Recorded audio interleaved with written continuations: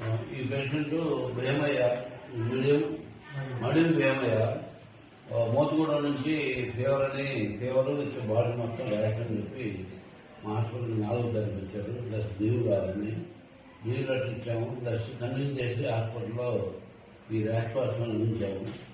తర్వాత fever test చేస్తే fever అన్ని నెగిటివ్ ఉన్నాయి.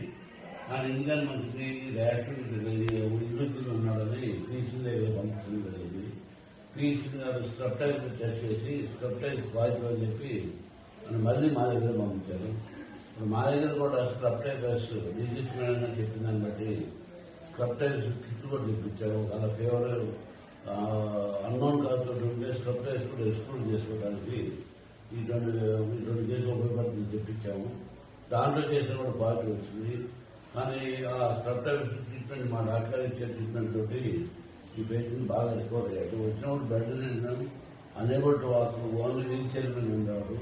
కొంచెం ఫుడ్ అని తీసుకుంటున్నాడు, నడుస్తున్నాడు వాటర్ చుట్టూ. ప్లస్ దాని ట్రీట్మెంట్ సరైన ట్రీట్మెంట్ ఇవ్వడం వల్ల ప్రాణాపాయం లేకుండా మనం సేవ్ చేయగలిగాం. ప్లస్ దీనికి ఎదురుగా టెస్ట్ చేయడానికి కాకినాడ గవర్నమెంట్ వాళ్ళు వెళ్ళే ఉన్నారు. అందువల్ల మాకున్న నాలెడ్జ్ తోటి ట్రీట్మెంట్ ఇస్తున్నాం. రికవర్ అయ్యాడు. మోస్ట్ 2-3 డేస్ రికవరీ చేసి మనకి డిశ్చార్జ్ చేసే అవకాశం ఉంది. అంటే తర్వాత అన్నం తింటున్నామా? ఇంక పర్లేదా? ఓకే. వచ్చినప్పుడు కానీ ఇప్పుడు సార్ ఓకే. తర్వాత